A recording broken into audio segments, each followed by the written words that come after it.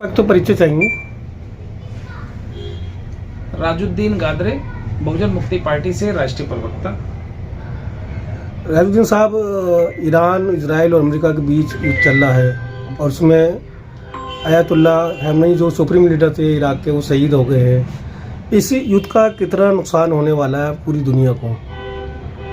देखिए, ये बहुत अच्छा सवाल है। जो आम मीडिया, जो मेन स्ट्रीम मीडिया में है, वो इस चीज़ की ओर ध्यान नहीं दे रही है, बल्कि लोगों का ध्यान भटका रही है। लेकिन आप जैसे पत्रकारों को मैं सल्यूट करता हूं और माननीय खामेनेई साहब को भी सल्यूट करता हूं कि उन्होंने स्वाभिमान की लड़ाई लड़ी, अपने देश के लिए लड़ाई लड़ी, अपने देश के नौजवानों के लिए, अपने आने वाली नस्लों के लिए ये दिखा दिया करके कि मुझे किसी के सामने दबना नहीं है, किसी से झुकना नहीं है, किसी के तलवे नहीं चाटने हैं और अपने देश को बचा करके ले जाना है। कि मुझे आज रमजानों का महीना चल रहा है, तो आज जैसे हमारे हजरत उमर फारूक रजी अल्लाह ताला अन्हु और हजरत हसन हुसैन और जितने भी जंगे बदर की या और भी लड़ाइयाँ लड़ी गई हैं, उसमें पूरी रमजानों में लड़ाइयाँ हुई हैं और यहूदियों से ही लड़ाई हुई है। ये भी यहूदियों से ही लड़ाई है, ईमान वालों की यहूदियों से लड़ाई है।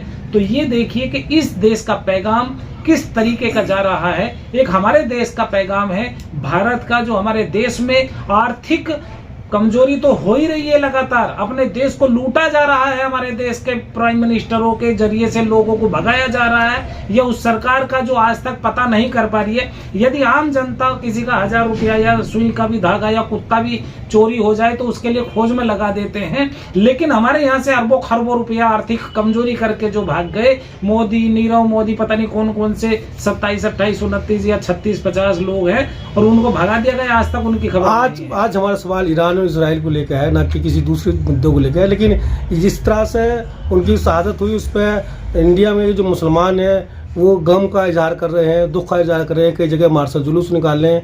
लेकिन वही जो अनभक्त हैं, जो बीजेपी के चाहने वाले लोग हैं, वो मुस्लिम समुदाय का मजाक बना रहे हैं। अलग अलग रील्स और कमेंट्स आप देख रहे होंगे, क्या कहेंगे उनके लिए? देखिए मान्यवर, मैं आपको वही बातों पे, वही मुद्दों पर ला रहा था कि हमारे देश में भी बहुत बड़ा पाखंडी, अंधविश्वासी लोग हो गए हैं, जो एक इंसान को जानवर से भी बदतर बना दिया जा रहा है। लोगों को शिक्षा की ओर ले जाने की बदले शिक्षक अड्डे बंद कर दिए जा रहे हैं।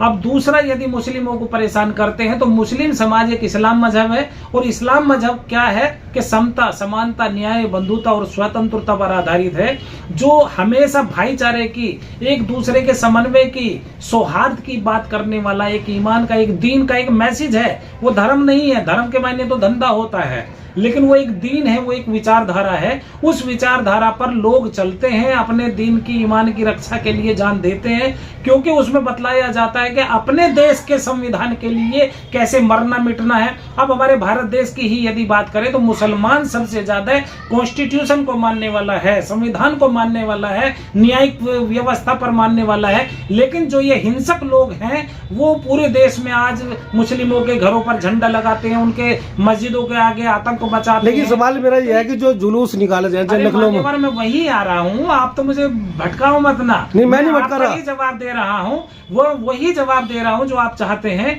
मुस्लिमों के घरों के आगे आज ये बतलाइए कौन सा मजहब है कि अपने धर्म का जो है उनके यहाँ पे ढोल धमाके करो, उनके यहाँ प्रचार प्रसार करो। रातों अभी जो होली का प्रोग्राम हुआ दहन का, घर घर में नहीं, मतलब सड़कों पर, चौराहों पे, बीच सड़क पे पूरा बैन कर दिया गया। क्या उनके लिए संविधान नहीं है? वो संविधान की धज्जियां उड़ा रहे हैं। और इस्लाम मजहब के लोगों को जरा सा, बाबरी मस्जिद 5000 साल का, 500 साल पुराना एक इतिहास था, उसको एक सुप्रीम कोर्ट का न्यायिक व्यवस्था को मान करके चुपचाप से कबूल कर लिया। कोई हंगामा नहीं, कोई बातचीत नहीं है। लेकिन उन हिंसक लोगों की विचारधारा है ये, जो हमारे देश में आपसी भाईचारा नहीं बनने देना चाहते, लेकिन एक झूठ फरेब की व्यवस्था को कायम कर रहे हैं। और अपनी व्यवस्था कायम करने के लिए उसे कहते हैं मनुस्मृति, जिसमें इंसान को ऊंच नीच की वर्ण व्यवस्था में रखा जाता है।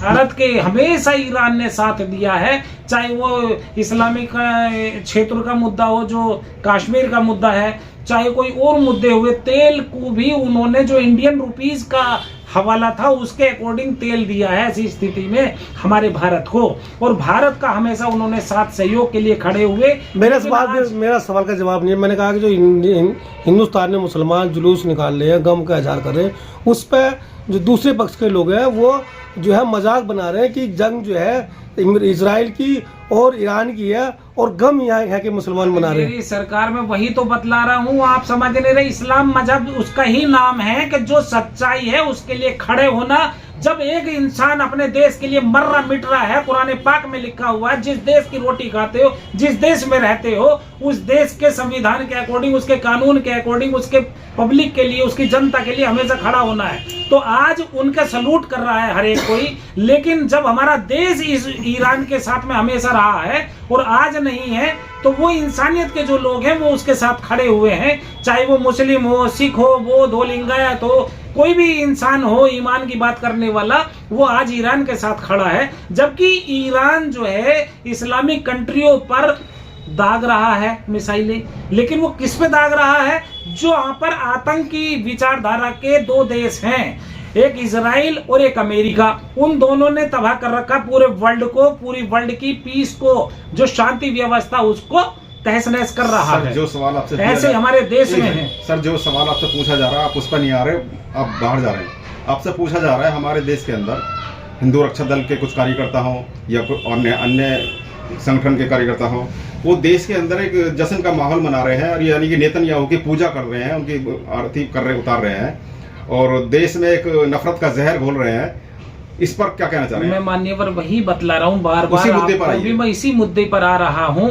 हमारे देश के प्राइम मिनिस्टर अभी जब जंग शुरू हुई उससे 2 दिन पहले इजराइल गए और हमेशा इजराइल की पैरवी कर रहे हैं। इजराइल में आज तक हमारे देश में कभी भी कोई व्यवस्था बनी है नहीं भेजे लोगों को, लेकिन हमारे देश की जो आज व्यवस्था वो हिंसक लोगों की हिंसा को पसंद कर रहे हैं, बहन बेटियों की इज्जत तार तार करने वालों को पसंद कर रहे हैं, जो बलात्कारी हैं उनको छुड़वाते हैं, उनकी पूजा करने वाले हैं, और जो हमारे हिमायत करने वाले चाहे वो मुख्यमंत्री के लेवल पे संवैधानिक पदों पर जो बैठे हुए लोग, उनका सहारा है उन लोगों को अभी, वरना तो कुछ नहीं होता। अभी मैं उधर गया था कोट द्वार में, एक मुस्लिम बाबा को बाबा नाम रख रखा उन्होंने क्लोथ का, और उसके ऊपर उन्होंने एक दीपक बनता एक आया और उसने अपना पे को मोहम्मद कहा, और मोहम्मद कहते ही वो आज पूरे वर्ल्ड में चर्चित हो गया, क्योंकि मोहम्मद नाम ही किसका नाम है जो इंसानियत के लिए अपना पे को खत्म कर दे। अभी हाल फिलहाल की घटना घटी है जी, जो नास्तिक एक्स सलीम है, हाँ, उसके ऊपर जानलेवा हमला किया गया था। तो ये बिल्कुल मैं निंदा करता हूँ, ऐसी सरकारों की घोर निंदा करता हूँ। क्वेश्चन पूरा जानलेवा हमला हुआ था, ठीक है, जानलेवा हमला हुआ है और अभी एडमिट है, वो उसका जेरे इलाज है, जी जी, अभी हयात है, वो जेरे इलाज है। और उसके किसी ने भी परिजनों ने किया, उसके भाई आरोप है कि भाइयों ने हमला किया है, तो उनके ऊपर उनके 2-3 दिन के अंदर ही एनकाउंटर देख कर देना। ये यूपी के अंदर ऐसे कितने एनकाउंटर दिखाएंगे जो कि ऐसी भाई ये बिल्कुल निंदनीय घटना है, जबकि उसकी जांच होनी चाहिए थी, किसने हमला किया किसने नहीं किया।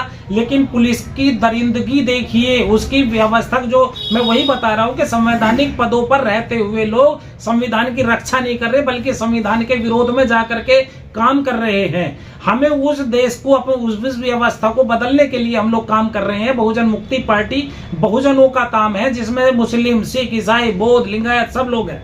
हम लोग एक मानवता के लिए लेकर के बात चल रही है। जो ये हिंसक लोग हैं, हिंदुत्व का नाम लेकर के अपने देश को हमारे सत्यानाश में ले जा रहे हैं, पूरा खोखला कर दिया गया है। हम लोग उसके विरोध में काम कर रहे हैं, जो सच्ची हमारे देश को बचाया जा सकता है, हमारे संविधान को बचाया जा सकता है। और ऐसी पुलिस के ऊपर कार्रवाई होनी चाहिए, ऐसे बाबाओं के, ऐसे आकाओं के ऊपर भी होनी चाहिए जो देश के आका बने हुए हैं, प्रदेश के आका बने हुए हैं। वो क्या कार्रवाई कर रहे हैं? वो खुद बुलडोजर लेकर के किसी के घरों पे भी चलवा देते हैं, जबकि घर बनवाने का हुक्म है पर संसार में, पूरी दुनिया में, कि कोई भी सरकार बनेगी वो अपनी प्रजा की हित में काम करेगी। समुदाय विशेष को एक टारगेट बना जा और उन्हीं के ऊपर कार्रवाई की जाए। नहीं, जो भी समता, समानता, न्याय, बंधुता का काम करते हैं, जो यहाँ के मूल निवासी हैं।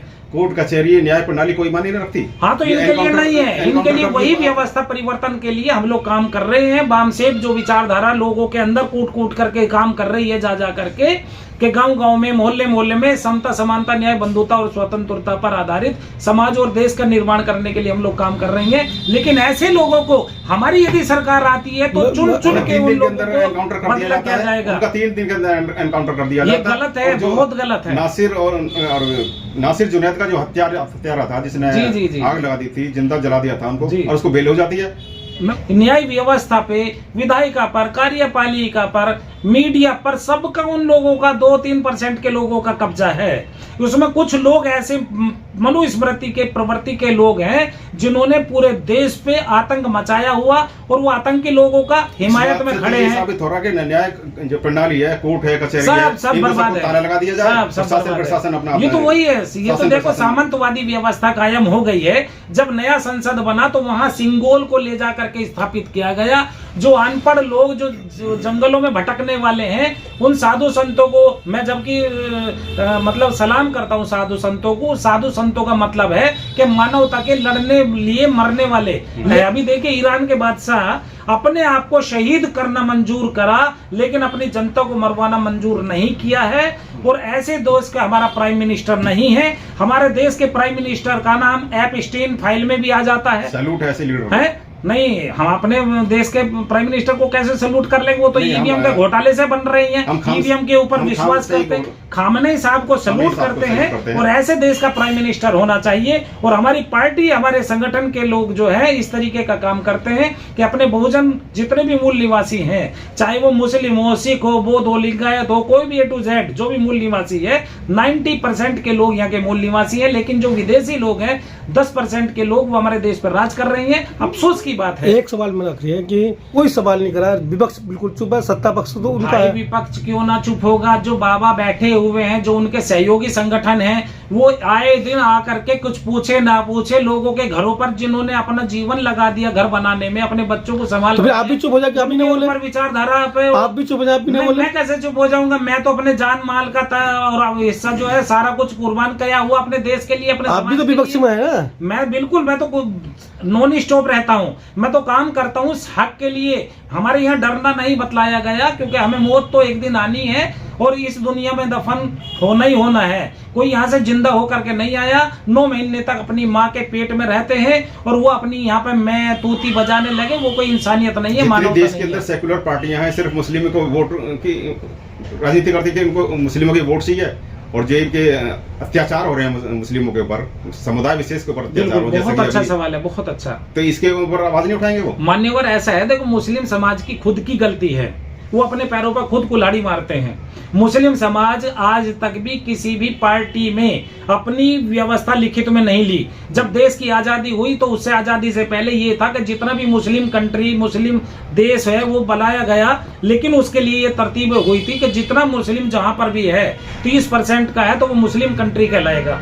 लेकिन यहाँ के षड्यंत्र ऐसा रचा गया, हाथ फेरा गया कि भाई नहीं, आपका ये सब कुछ कोटी कुतलिया को हाथ मत लगा दियो। और कुछ लोग मुस्लिमों के सरपरस्त बन करके, जो ब्राह्मणवादी विचारधारा के लोग मुस्लिम बने थे, उन्होंने सत्यानाश किया जो यहूदी लोग हैं, और उन्होंने ही हमारे देश को जो सुरक्षा मिलनी चाहिए, जबकि मुस्लिम को आत्मरक्षा के लिए तलवार होती थी, पहले ढाल होती थी, मयान होती थी, बहुत सारी चीजें थी, लेकिन वो नहीं लिखित में लिया गया और बस उन्हें गुमराह कर दिया गया कि अल्लाह करने वाला, अल्लाह तो करने वाला, लेकिन अल्लाह के नबी ने सब कुछ करके दिखाया कि अपनी जान माल का भी हिफाजत कैसे करेंगे। लेकिन अफसोस की बात है कि हमारे ही लोग अपने देश को हिंदुस्तान कहते, हिंदुओं का स्थान कहते। क्यों कहते हो भाई? तुम यहाँ के देश के मूल निवासी हो तो कैसे हिंदुस्तान कह दोगे? जब संविधान लिखा गया था उस टाइम पे भी हिंदुस्तान लिखा जा सकता था, लेकिन जो ज्ञाता लोग थे, बाबा भीमराव अंबेडकर और उनकी कमेटी के लोग थे, उन्होंने खुद को समझा और बतलाया कि यदि हिंदुस्तान रख दिया तो पाकिस्तान उधर बन गया, तो हिंदुस्तान यानी हिंदुओं का,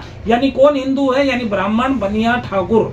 ये ब्राह्मणवाद की जो वर्ण व्यवस्था के अपने आप को सर्वोच्च मानते हैं, उनका ही देश रह जाएगा। और आज भी वही है। वो केवल यहाँ पर देखिए आजादी तो हुई, लेकिन वो आजादी नहीं हुई, सत्ता परिवर्तन हुई कि पहले अंग्रेजों के हाथ में थी सत्ता, अब ब्राह्मणवादी के हाथ में दे करके संविधान, जब मैं देखता हूँ संविधान को, बाबा साहब को, तो संविधान ब्राह्मणों के हाथ में दी जा रही है, जबकि मूल निवासियों के हाथ में होना चाहिए था सब कुछ। जो यहाँ के परसेंटेज में भी ज्यादा है, ब्राह्मण व्यवाद की जो वन व्यवस्था है उसमें ब्राह्मण यदि अपना पार्षद का चुनाव लड़ने लगे तो शायद नहीं जीत पाएगा। लेकिन आज मुस्लिमों को चाहिए कि अपने हक अधिकार के लिए सेपरेट इलेक्टोरेट की लड़ाई लड़े। अपने आने वाली नस्लों के लिए जब तक वो राजनीति में नहीं पनपेगा तब तक कुछ नहीं हो पाएगा। मैसेज रहेगा मेरी देश की अखंडता के लिए यही अनुरोध है सभी से कि आपस में भाईचारा कायम करें, आपस में लड़े भिड़े नहीं, आपस में कारोबार करते रहें। जो 2-3% के लोग हैं जो उनकी पहचान करें, उनके कपड़ों से जो तिरंगा झंडा लेकर के चल रही है उनकी पहचान करें। उन जो मुस्लिम हमेशा जान दी है अपने देश के लिए, वो कहीं बाहर का विदेशी नहीं है। और उस देश के ऊपर यदि कोई अंगुली उठाता है तो उससे पहले डीएनए का पूछा जाए कि तेरा डीएनए क्या है, वो उसी की पहचान हो जाएगी कि देश का मूल निवासी कौन है और विदेशी कौन है।